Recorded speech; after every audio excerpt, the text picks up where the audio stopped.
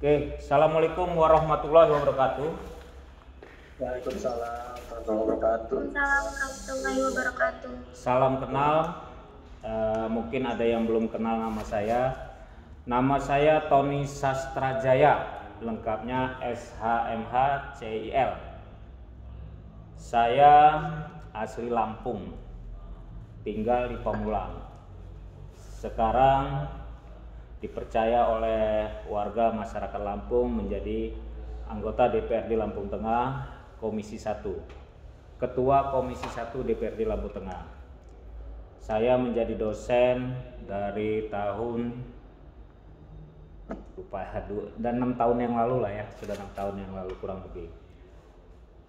Memang sempat izin atau cuti 1,5 tahun karena saya fokus di DPRD Lampung Tengah.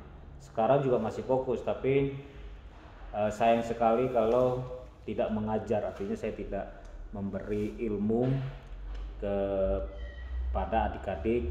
Saya alumni S1, S2 Unpam. Kita harus bangga, lulusan Unpam itu banyak orang hebat. Lulusan Unpam itu meluluskan orang-orang yang luar biasa. Jadi jangan kecil hati kita lulusan Unpam. Saya pernah juga menjadi Ketua Kongres Advokat Indonesia Provinsi Banten. Punya kantor hukum namanya Law Firma Tosa & Partner. Banyak mahasiswa, adik-adik tingkat saya yang belajar di kantor hukum Tosa & Partner. Ada juga LBH. Nama LBH-nya LBHT, Lembaga Bantuan Hukum Tosa. LBHT itu di Tangsel aja, ketua Tangerang Selatannya ada mahasiswa, kalau salah semester 7 juga, namanya Akbar. Akbar, dia mahasiswa Unpam, tinggal di Jombang. Itu mahasiswa, memang isi LBHT Tosa itu adalah rata-rata mahasiswi Unpam. Kalau kawan-kawan, adik-adik saya atau junior-junior saya, mohon maaf saya panggil junior ya, karena saya dulu senior kalian di Unpam. Walaupun ada yang lebih tua dari saya di Unpam, saya senior. S1, S2 saya Unpam. Bangga sekali saya di Unpam, walaupun orang bilang Universitas Pamulang, memang universitas paling murah. Tapi kita harus bangga ya, kita harus bangga dengan kebanggaan kita di kampus itu memotivasi kita semangat untuk cepat selesai. Kembali ke PLKH, ini saya hari ini 2 ngajar PLKH non litigasi sama PLKH perdata. Kalau nggak salah ini PLKH non litigasi ya, benar nggak? Halo. Betul Pak. Ya betul Pak. Ya. PLKH non litigasi. Jadi litigasi itu pengadilan. PLKH itu pendidikan latihan kemahiran hukum. Kita sebenarnya dalam teori PLKH itu tidak ada ujian. Bagaimana kita menunjukkan kemahiran, kemampuan kita selama kita belajar dari semester 1 sampai semester 7. Sayang sekali sebenarnya bagusnya PLKH ini praktek. Kalau perdata PLKH non litigasi itu bagaimana menyelesaikan masalah di luar pengadilan. Ada namanya mediasi, macam-macam. Arbitrase juga bisa sih sebenarnya. Ada negosiasi, ada konsiliasi. Itu macam-macam di luar pengadilan, di luar kita menyelesaikan masalah, selesaikan dengan musyawarah. Trik, strategi masing-masing kita punya cara. Ada melalui pendekatan, ada macam-macam lah. Kita ngelihat situasi dan kondisi bagaimana menyelesaikannya. Kalau seorang pengacara sih ada kebanyakan tidak suka selesai sebelum pengadilan. Kayaknya belum bertarung kalau menyelesaikan sengketa di luar pengadilan. Jadi Itu pengertian PLKH. PLKH pendidikan latihan kemahiran hukum. Kalau non litigasi di luar pengadilan ya, di luar pengadilan bagaimana cara. Kayaknya ini dipelajari dengan diskusi. Coba junior saya ini buat kasus, kita pecahkan bersama bagaimana cara menyelesaikannya. Itu sepertinya ke situ arahnya pendidikannya. Dia bagaimana menyelesaikan, bagaimana membuat permasalahan itu di luar pengadilan, di luar di luar pengadilan, artinya sebelum masuk pengadilan itu selesai. Nah, itu arahnya ke situ pelajaran hari ini. Diskusi, kita modal diskusi. Saya buka forum diskusi. Coba ada tidak yang pernah punya masalah yang sampai sekarang belum bisa diselesaikan.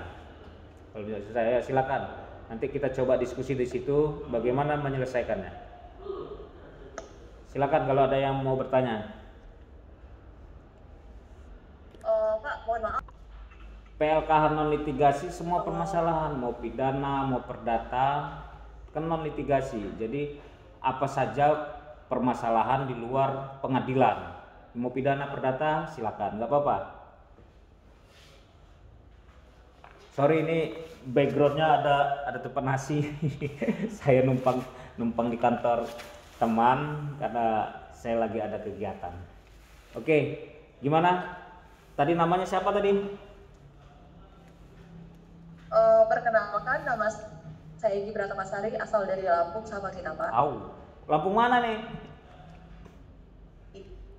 Lampung Selatan, Pak, kita Tanggamus ya, Pak. Oh, takut. Siapa tadi namanya? Egy Pratapasari. Mana orangnya, mukanya kok nggak kelihatan? Egy Ya, Pak. Pratapa ya? Iya, Pak. Egy Pratapa, Pak. Lampungnya di mana? Lampung Selatannya di mana? Di Tanggamus, Pak. Tanggamus. Kita di Tanggamus. Perbatasan Pringsa udah. Betul. Iya. Tuh teman-teman, kalau mau ke pegunungan ada air mancur Tanggamus ada tuh. Ajak dong kawan-kawannya ke Lampung nikmatin wisata di Tanggamus. Siap, Pak. Asik. Ya itu saya manggil Mbak Egy. Mbak Egy, nggak apa-apa itu. Permasalahan apapun bisa kita diskusikan. Judulnya kan non litigasi. Kita ini di pelajaran hari ini pendidikan latihan kemahiran hukum, artinya sampai di mana sih sebenarnya kemampuan siswa-siswi ini dari semester 1 sampai semester 7 dipelajari.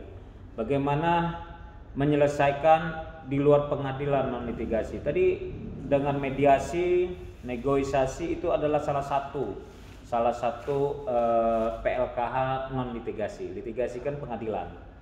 Ada lagi yang mau ditanyakan?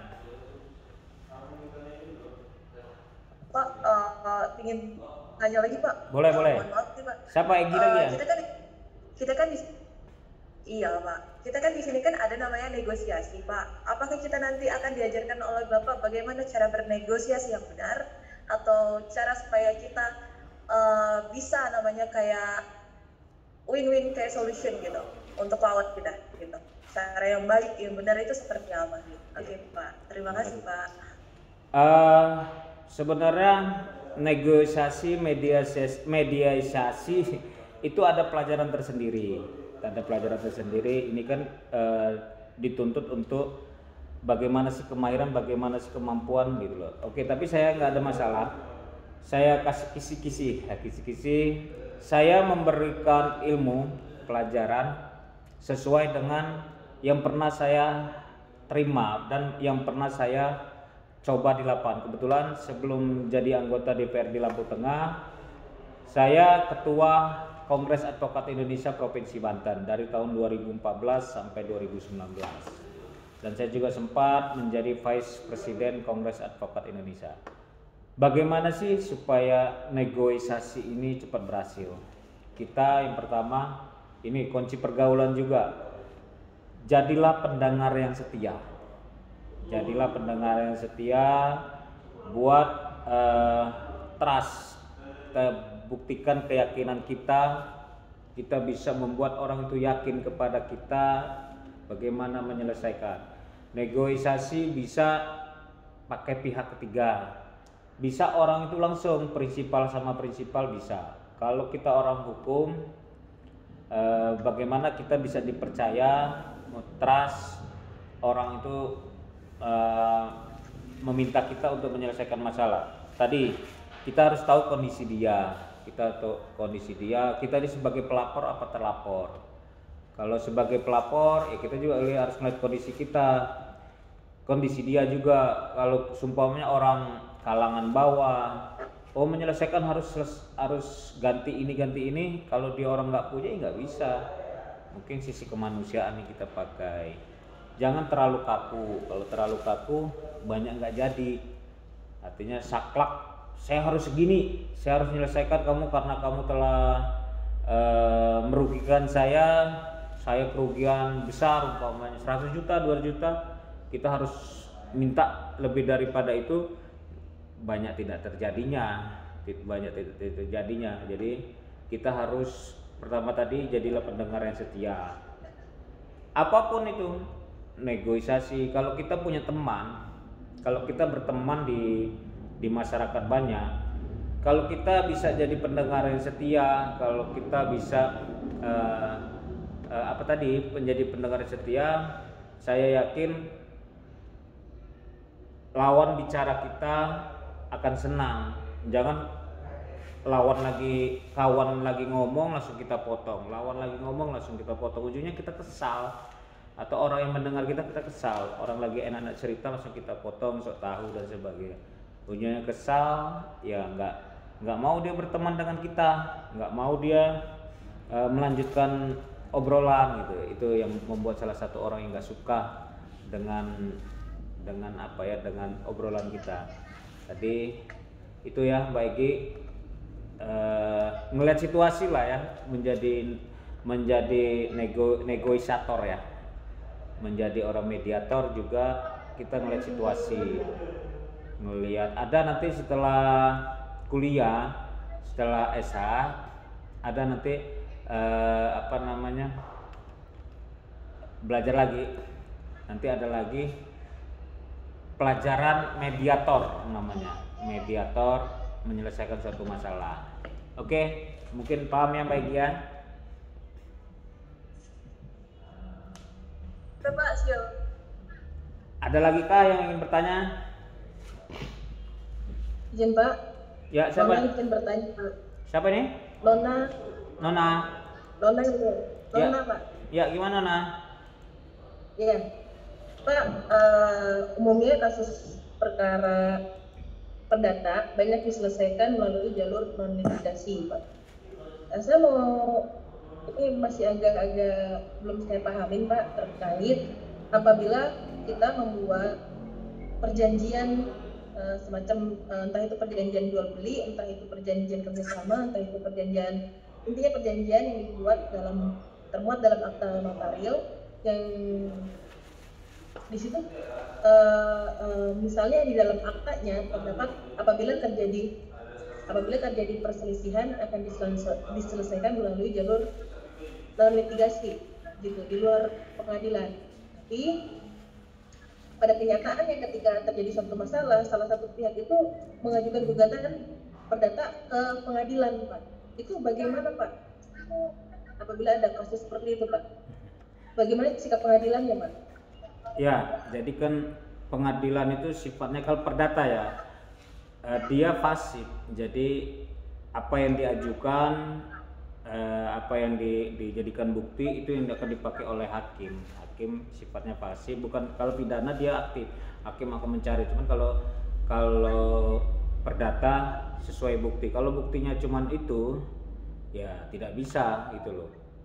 Tidak bisa dilanjut atau NOD. Tapi biasanya seorang pengacara bukan bukti itu saja yang dipakai gitu loh, bukan itu saja yang digunakan. Dia mungkin dengan cara somasi atau dia dengan cara atau dibatalkan dulu perjanjiannya di notaris. Kan dia ada perjanjian notaris tadi bilang, itu bisa dibatalkan dulu atau dibuat tidak mempunyai kekuatan hukum tetap.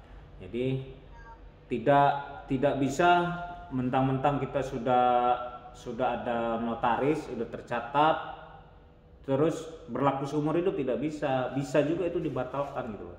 Bisa dibatalkan perjanjian itu, kesepakatan itu bisa dibatalkan. Salah satu syarat atau salah satu sahnya perjanjian kan kan pernah belajar lah ya keperdataan. Jadi bisa tidak dibatal. Ada juga sebab akibat pembatalan juga mungkin dilihat cacat hukum, ada pemaksaan atau tidak sesuai perjanjian atau wan prestasi, bisa semua begitu. Biasanya dipelajarin dulu oleh pengacaranya, bisa saja itu dibatalkan di pengadilan, Mbak.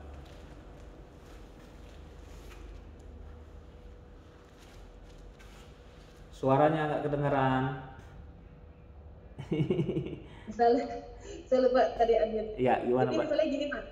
Saya adalah pihak yang merasa keberatan ketika yang pada akhirnya menjadi lawan saya itu istilahnya mengajukan gugatan perdata di pengadilan. Karena di dalam akta notaris itu telah dimasukkan bahwa apabila terjadi suatu sengketa atau permasalahan akan diselesaikan secara melalui litigasi, gitu, Pak. Apakah pengadilan akan melihat hal itu, Pak? Ya, bisa. Telah ada kesepakatan atau pernyataan sepakat dari kedua belah pihak bahwa apabila ada sengketa akan dilakukan melalui jalur non pengadilan. Ya, bisa. Pengadilan juga akan melihat gugatannya seperti apa gitu loh. Mungkin mereka mengajukan salah satunya ingin membatalkan perjanjian yang ada di notaris. Membatalkan itu tidak bisa sepihak, mengacu kepada 1327 1328 itu ya. Kesepakatan itu antar dua belah pihak. Jadi kalau satu membatalkan langsung tidak bisa. Proses membatalkannya pengadilan, karena di dalam perjanjian itu atau kesepakatan di notaril itu menurut dia merugikan salah satu pihak, ya upaya hukumnya adalah pengadilan. Upaya hukumnya pembatalan atau membuat kesepakatan itu tidak mempunyai kekuatan hukum tetap. Begitu. Ada lagi kah yang mau ditanyakan? Silakan Mbak Nona. Mbak Nona, di mana kegiatannya? Ya. Apakah... Ya Pak, jadi berarti kalau kayak gitu pengadilan bersikap aktif dong Pak? Nah, kalau keperdataan tadi hakim dia pasif, dia tidak aktif. Kalau aktif itu dia pidana, kalau pasif itu jadi mungkin gugatan itu salah satunya ingin membatalkan perjanjian tadi. Mungkin kita kan nggak tahu ini bahwa pertanyaannya kita nggak sempurna, kita nggak ngeliat gugatannya dan sebagainya. Mungkin ini dalam pikiran saya, ya dia ingin membatalkan salah satunya ingin membatalkan perjanjian itu, karena di dalam perjanjian itu tidak bisa ke pengadilan dan sebagainya, karena sampainya hanya sampai di negosiasi atau di mediasi apabila ada masalah. Karena mediasi menurut dia mungkin ini, karena saya tidak membaca gugatannya, mungkin karena dia mediasinya dianggap batal, artinya ya sudah selesai ini mediasinya, artinya dia harus mengajukan pengadilan, kecuali dia belum pernah ada mediasi, tiba-tiba langsung ke pengadilan, nanti akan disarankan oleh hakim ikutin dulu ini perjanjiannya, mungkin disyaratkan begitu. Tapi kalau menurut dia mediasi sudah dilaksanakan, negosiasi sudah dilaksanakan, tapi belum putus juga, mungkin hakim akan menyaratkan akan melanjutkan perkara ini gitu loh, karena mediasi sudah selesai, tidak bisa dilaksanakan. Begitu Mbak Nona. Ada kawan-kawan yang lainnya? Baik Pak, terima kasih banyak Pak. Ya, siapa nih? Pertanyaan Pak. Siapa? Muhammad Muhammad Habibi, Pak. Muhammad Habibi. Oke, silakan Mbak Mas Habibi. Ya Pak, apa namanya? Gimana ya Pak?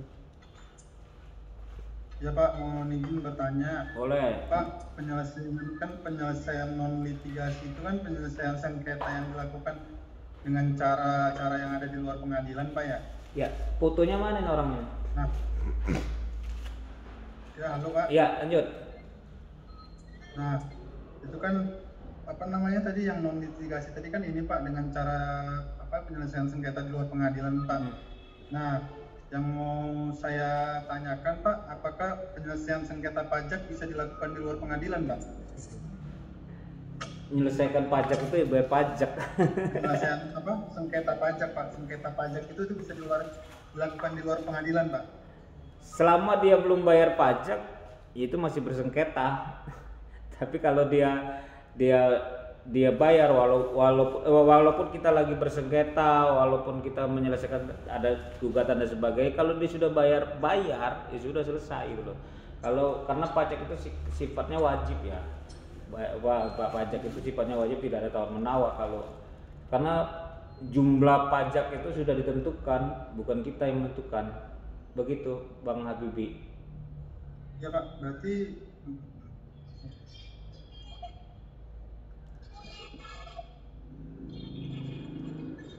ya, yang lain mungkin ada. Pak, izin bertanya, apa berbeda kalau misalkan restoratif justice itu apakah sama dengan non litigasi? Soalnya kan mediasi. Gila. Itu kan macam-macam apa penyelesaian ya, macam-macam menyelesaikan. Ada juga itu tadi judul sama pengertiannya ya pasti beda, judulnya beda, pasti pengertiannya beda. Teorinya ya contoh negosiasi sama mediasi itu kan judulnya berbeda, tapi ujung-ujungnya upaya cara untuk menyelesaikan di luar pengadilan. Negosiasi, mediasi, aduh agak susah. Macam konsultasi, konsiliasi itu kan salah satu cara di luar pengadilan, cuman judul aja tapi intinya sama menyelesaikan suatu permasalahan. Begitu. Tadi siapa bersananya ini belum saya catat.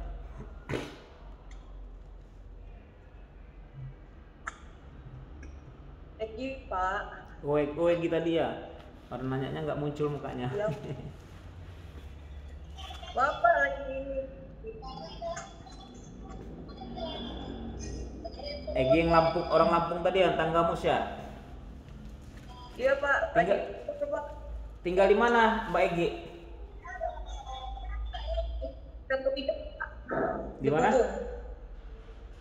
Di Pugung. Pugung enggak di Tangerang. Ini sekarang lagi di Pugung. Iya, lagi di Lampung, Pak. Lagi di Lampung.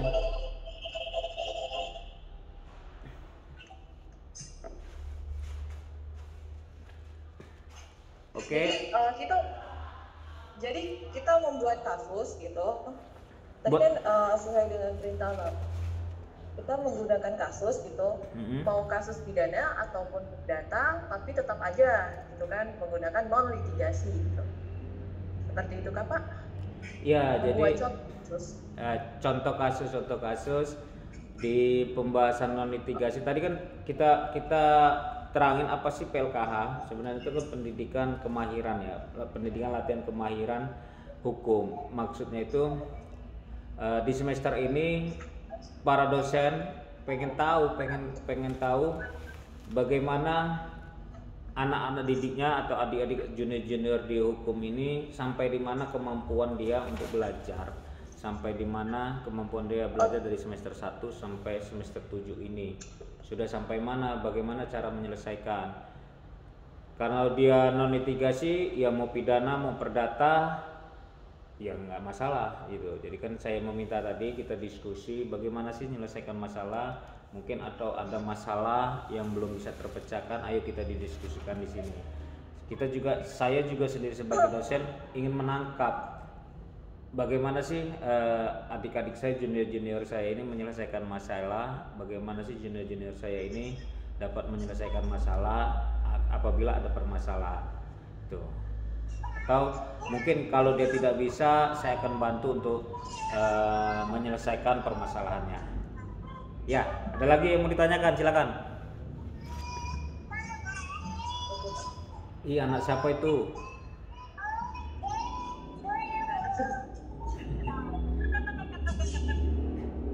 Yang lain mana ini? Cowoknya cuma 1-2 orang, cewek semua yang aktif.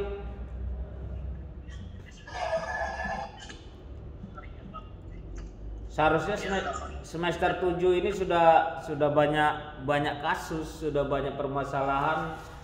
Biasanya anak-anak atau adik-adik semester 7 ini sudah banyak ikut. Kalau dia orang hukum, banyak ikut ke pengacara, ke kantor hukum, banyak ikut ke notaris dan lain-lain.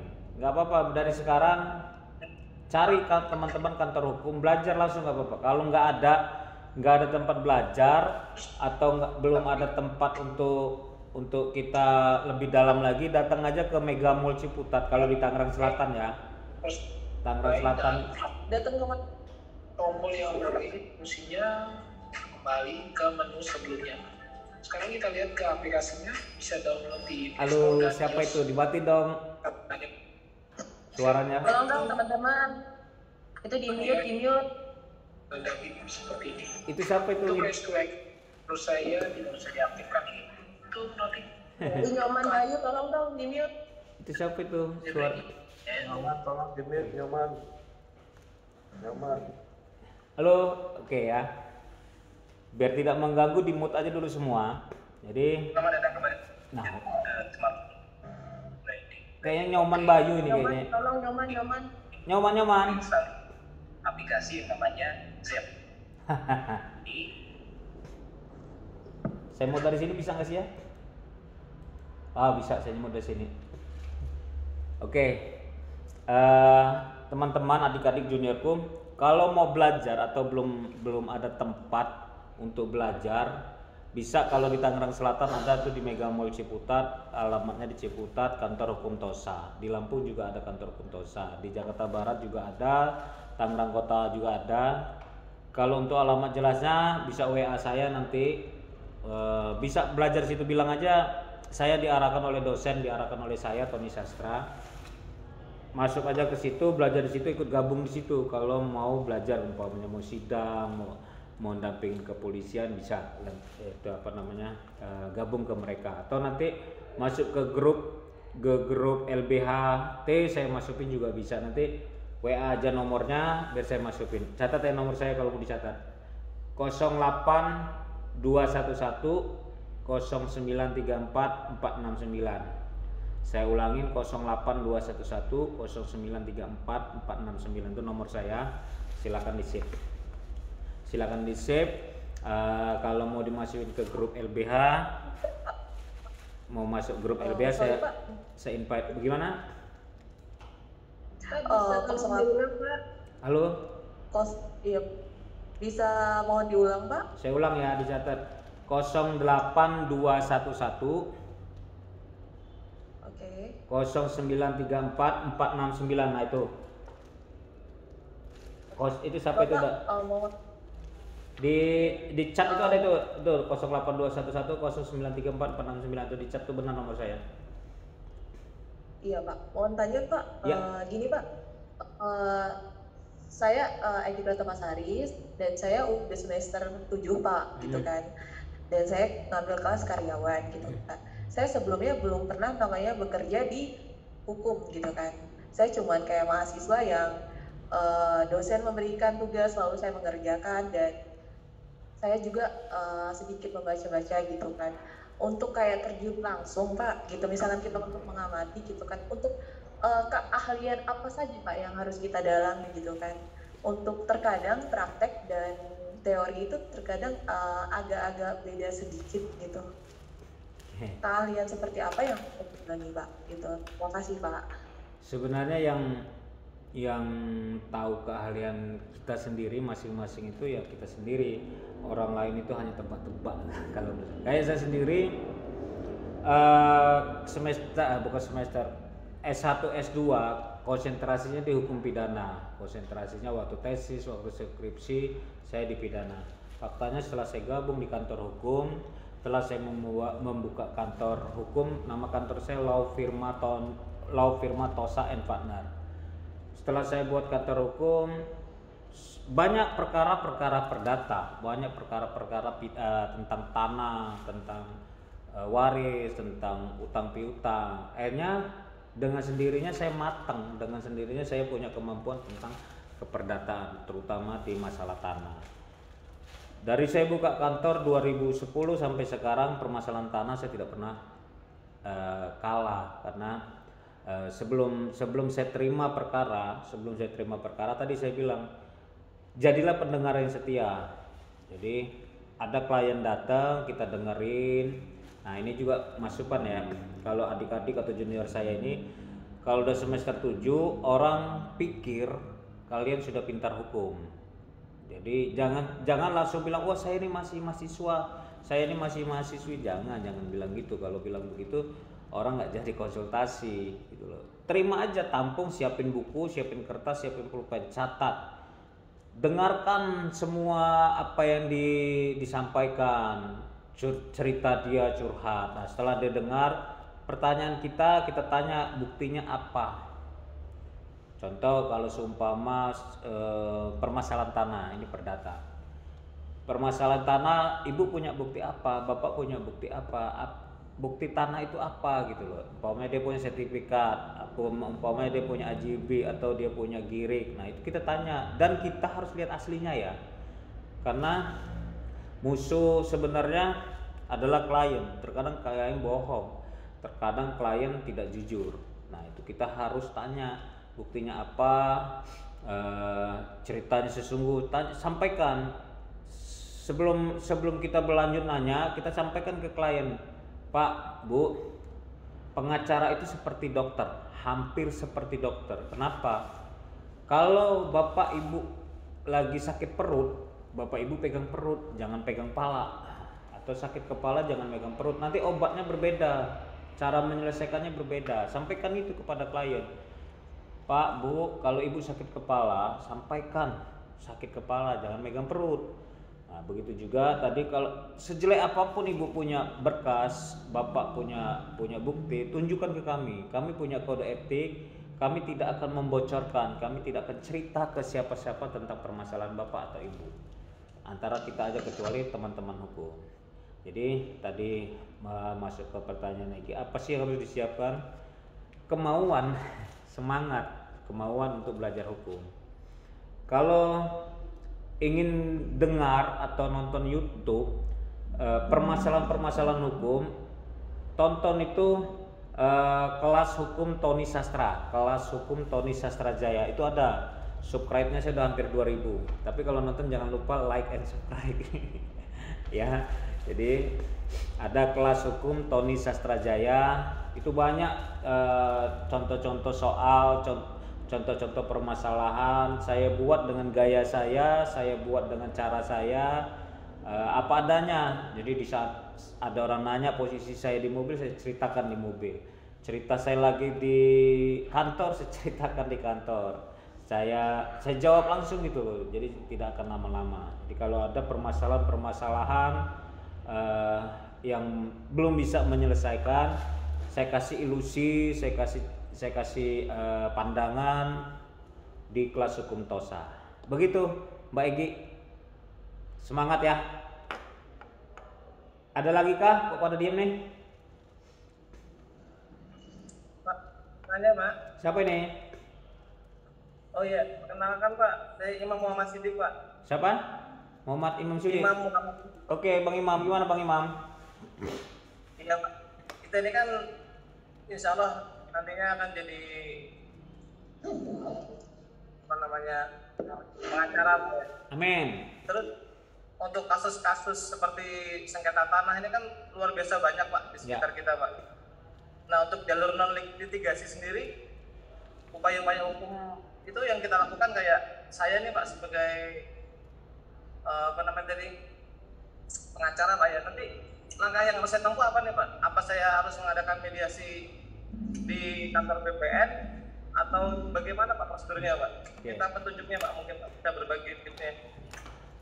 Kalau mahasiswa atau mahasiswi belum bisa dibilang pengacara karena salah satu syarat menjadi pengacara adalah sarjana hukum. Bisa mahasiswa mahasiswi beracara tetapi digabung di LBH, Lembaga Bantuan Hukum, karena lembaga bantuan hukum tidak semuanya sarjana hukum, bisa di LBH. Oke. Bagaimana sih menyelesaikan masalah kita sebelum sampai pengadilan karena kita belum bisa beracara? Ya tadi benar mediasi. Mediasi itu tidak harus kita ke BPM. Mediasi itu kita tidak harus ke kantor polisi. Kita tanya dulu klien kita. Kita tanya klien kita, Mbak, Bu, Pak, Kak, Adik, buktinya apa? Surat tanahmu apa? Bukti kepemilikanmu apa gitu. Selain sertifikat, AJB atau G, bukti apa? Apakah ada contoh surat keterangan dari kelurahan, saparodik atau surat saparodik itu surat penguasaan fisik. Letter C, data yang tercatat di letter C itu yang data yang tercatat di kelurahan atau di desa ada atau tidak. Nah, itu. Setelah kita datanya punya, kita temuin lawan. Sebelum kita temuin lawan, kita somasi tegur hukum. Kita temuin lawan tuh punya apa? Gitu loh. Lawan punya apa, suratnya apa gitu. Nah, itu kita harus pelajarin dulu. Nah, win-win solusi itu kita tanya dan kita sampaikan apa yang kita inginkan. Kita inginkan, kita sampaikan, Pak, Bu, kamu itu menguasai fisik klien saya punya surat ini, boleh nggak saya tahu kamu suratnya apa? Itu namanya mediasi. Kalau dia nggak punya surat, disampaikan ini kalau dilaporin polisi, bapak ibu masuk penjara loh, bisa pidana karena bapak nggak punya surat gitu. Seandainya pertanyaan dia punya surat, kita lihat kalau benar-benar punya surat, kita sendiri atau penyidik sendiri, polisi sendiri tidak bisa mengklaim bahwa punya kamu palsu, tidak bisa mengklaim, tidak bisa nasihatin atau marah-marah, oh punya kamu palsu, tidak bisa. Kita sebagai pengacara tidak boleh bilang punya kamu palsu. Nah, itu kita harus masuklah ranah pengadilan, kita buktikan di pengadilan mana yang benar. Begitu Bang Imam. Berarti untuk proses sendiri kita tetap butuh pembuktian Pak ya, kalau terjadi kasus di mana masing-masing pihak mempunyai alasan yang kuat gitu Pak ya. Ya. Kalau kita nggak ada bukti untuk kita sendiri atau untuk klien kita tidak bisa membuktikan, ya kita jangan nekat, jangan ngada-ngada. Artinya ya ngabisin tenaga, artinya bohong. Bisa aja Bang Imam mengaku bahwa seluruh Kabupaten Cilegon itu punya kakek saya, bisa ngaku gitu, tapi kan bukti nggak ada. Iya. Pak, ini kan kadang-kadang kan klien kayak kata Bapak bilang tadi ya, ada yang jujur, ada yang enggak Pak ya. Misalnya klien nih menyewa tanah Pak ya, kontrak, cuma dalam jangka waktu yang lumayan lama Pak ya, di atas 10 tahun misalnya. Terus kemudian ya dia memasukkan surat-surat pemilikan seperti itu Pak. Itu kita sebagai pendamping hukum itu Pak. Oh jangan. Kita kan hanya mengikuti cerita dari dia Pak ya. Jadi kalau tahu itu jahat Bang, kalau kita tahu klien itu berbuat jahat, jangan dilanjutkan. Saya tidak berani Pak, karena ini kejahatan. Ada pasal 5560 Bang. Apabila kita mengetahui kejahatan, tidak laporan, kita ada pidana untuk kita. Gitu loh. Jadi kalau kita tahu orang itu berbuat jahat, kita tahu klien kita memalsukan dan sebagainya, kita diam saja, ya kita salah. Jangan dong, jangan. Kita nasihatin. Saya nggak bisa membantu karena ini kejahatan. Saya tidak bisa mendampingi bapak atau ibu karena ini kejahatan, akan berdampak kepada saya. Begitu. Berarti itu prosesnya kita cukup menasihati saja atau juga punya kewajiban untuk melaporkan bahwa calon klien kita tuh melakukan tindak kejahatan, Pak? Ya, kalau kita benar, ya kita nasihatin sudahlah, nggak usah dilanjutkan. Terus bukti-bukti kamu sudah memalsukan, robek aja lah gitu loh. Jadi jangan dilanjutkan. Kalau dilanjutkan kita sendiri akan berdampak ke kita. Nanti ketika ada proses pidana, dia nanya, loh pengacara saya ini tahu Pak, loh saya punya kepalsu, tapi pengacara saya diam aja. Nah, kena kita mengetahui kejahatan, kita bisa diarahkan ke situ. mengetahui kejahatan kita tidak laporan. Baik Pak. Terima kasih Pak atas ilmu dan informasinya Pak. Oke Bang Imam, sukses ya. Siap Pak. Sehari-hari di mana Bang Imam?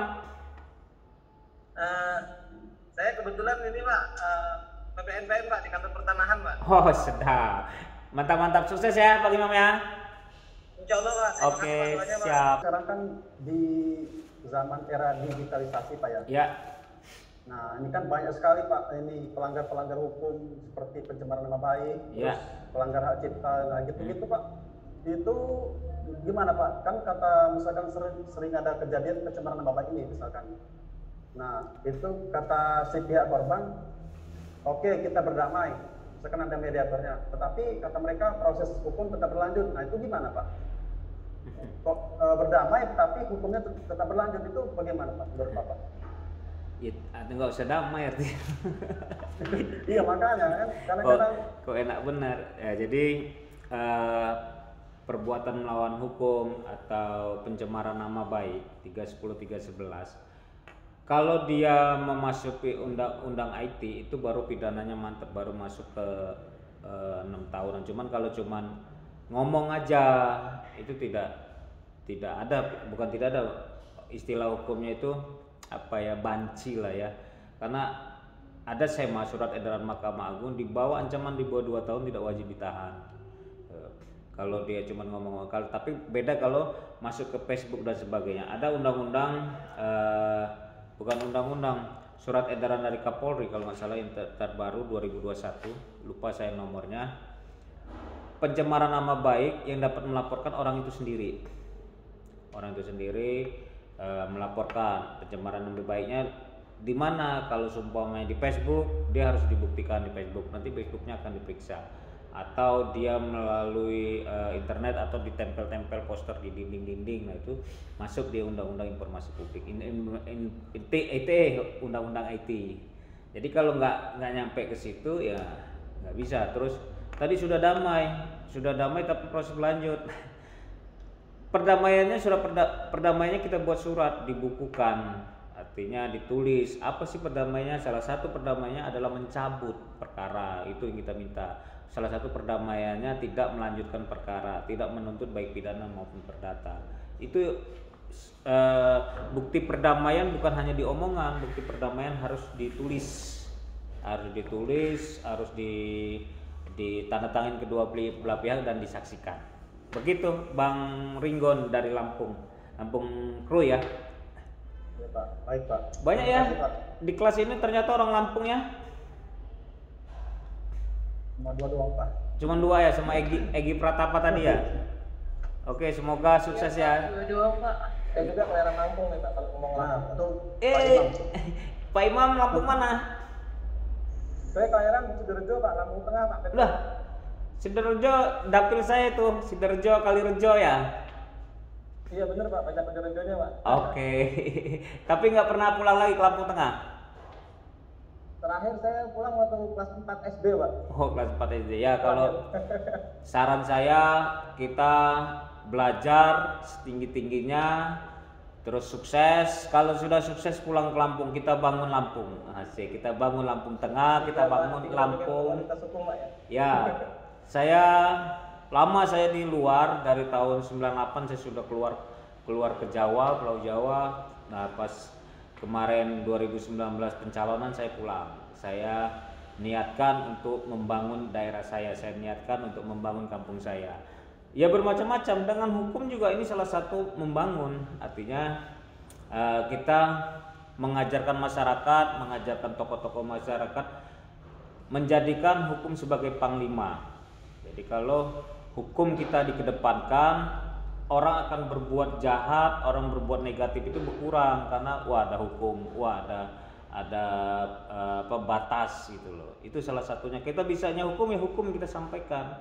Kalau kita bisa membangun itu bukan hanya gedung, bukan kita membangun akhlaknya, membangun IQ-nya dan sebagainya. Kita yakin kita punya ilmu hukum, ya hukum yang kita sampaikan. Karena modal kita hanya itu.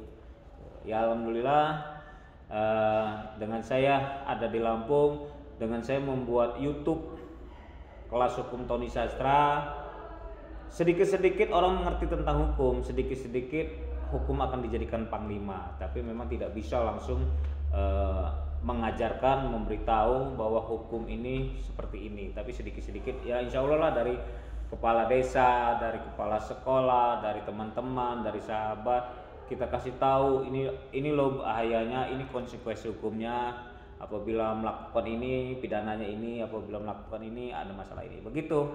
Yang penting belajar terus, semangat, jangan sampai S1 aja, terus S2, doktor juga. Sukses untuk semua mahasiswa-mahasiswi ya. Waalaikumsalam warahmatullahi wabarakatuh, Pak.